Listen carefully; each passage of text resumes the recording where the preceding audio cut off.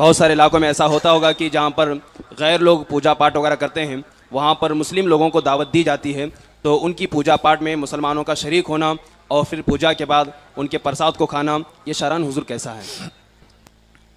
दीन जो है वो अलग है और कुफ्र जो है वो अलग है।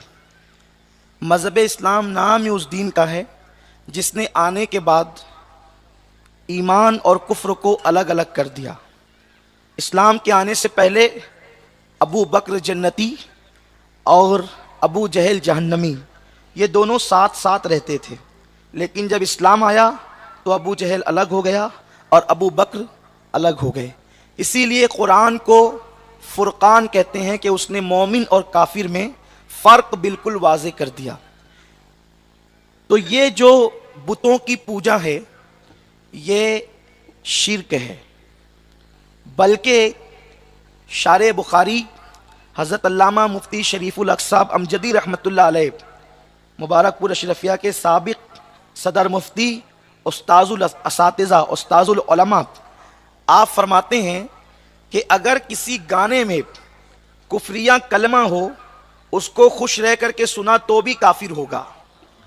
भजन को अगर कोई राजी रह कर के सुने तो भी वो काफिर होगा, और ऐसा काफिर कि अगर उसका निकाह हो चुका है तो उसका निकाह बगैर तलाक के खुद ब खुद टूट गया। अल्लाह अकबर। ये है, राजी रहकर सिर्फ भजन सुनने वाला काफिर हो जाता है। तो बाज़ाब्ता तौर पर पूजा में जाना और प्रसाद खाना, बुतों का चढ़ावा खाना, ये हराम और गुनाह है, और अगर उसको हलाल समझ के खाया तो ये कुफ्र है। बीवी भी निकाह से निकल गई, ईमान भी गया। अगर हराम उसको जो है वो नाजायज समझ करके खाया तब तो गुनहगार हुआ ही हुआ, लेकिन अगर माज़अल्लाह उसको हलाल समझ के खाया तब तो काफिर होगा। इसलिए प्रसाद खाना नाजायज, वो गुनाह है, हराम है, इसलिए कि चढ़ावा नहीं खाया जा सकता बुतों का। अलबत्ता काफिरों की वो कमाई जो ना पूजा का सामान है ना बुतों का चढ़ावा है, बस यूं ही उन्होंने आपको दावत दी और आपको खाने के लिए बुलाया, तो इस पर भी उलमाए मुहतातीन का हुक्म ये है कि उनके यहाँ जाकर खाने पीने से बचा जाए, क्योंकि उनके यहाँ आम तौर पे हलाल और हराम में कोई तमीज़ नहीं होती, और इंसान के दिलो दिमाग में जो ख्यालात आते हैं, इबादतों का जो शौक़ और शऊर आता है, वो ग़िज़ा की बरकत से पैदा होता है। ग़िज़ा अच्छी होगी तो दिल में ख्यालात भी अच्छे आएंगे। बहुत सारे लोग ये शिकायतें करते हैं, नमाज की तौफीक नहीं होती, तौबा की तौफीक नहीं होती। पेट में अच्छा डालोगे तो ना, जब पेट में ही जो है वो गलाजत भरी जा रही है तो फिर आप मुझे बताएं कि अच्छे ख्यालात ज़हन दिमाग में कैसे पैदा होंगे। अल्लाह अकबर। एक बुज़ुर्ग हैं, बहुत अजीम और जलीलुल क़द्र बुज़ुर्ग, जिन्हें दुनिया सैयदना इमाम अहमद इब्न हम्बल के नाम से जानती है। इमाम अहमद इब्न हम्बल को जब जेल में रखा गया तो उस वक्त तो टिफ़िन ला करके आपकी मुरीदा आपको देती थी। इमाम अहमद इब्न हम्बल ने एक दिन भी टिफ़िन नहीं खाया।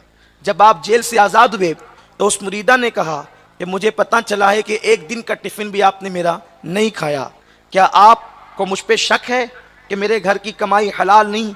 आपने मुरीदा से कहा, बेटी तेरा आने वाला टिफ़िन तो हलाल था, लेकिन जेल की प्लेट थी, उसके बारे में मुझे शक था ये हलाल है या हराम, तो मैंने ऐसी मशकूक प्लेट में भी खाना गवारा नहीं किया। वो प्लेट नहीं खा रहे थे, प्लेट में रख कर खा रहे थे। आप गौर फरमाएं, जब इस तरह का तकवा पैदा होता है तो दिल की खिड़कियां मार्फत इलाही के लिए खुलती है। तो अब गौर फरमाएं, इसलिए काफिरों के त्यौहार में, बल्कि इमाम अहले सुन्नत सैयदी आला हज़रत इमाम अहमद रज़ा खान मुहद्दिस बरेलवी रहमतुल्लाह अलैह फरमाते हैं कि जिन दिनों मुशरिकीन का त्यौहार हो और वो उन दिनों मिठाइयाँ खरीदते हो, और उन दिनों उनके त्यौहार की निस्बत से सिर्फ मिठाई खरीदना, यह भी कुफ्र है। जिन दिनों, जैसे कि आमतौर पे हिंदुस्तान में दिवाली वगैरह होती है तो वो मिठाइयाँ खरीद के तकसीम करते हैं, उस दिन उस त्यौहार की निस्बत से अगर कोई मिठाई खरीदेगा तो भी काफिर हो जाएगा। ये दीन है, दीन, और दीन पर अमल करो। आधा तीतर आधा बटेर मजहब में नहीं चलता।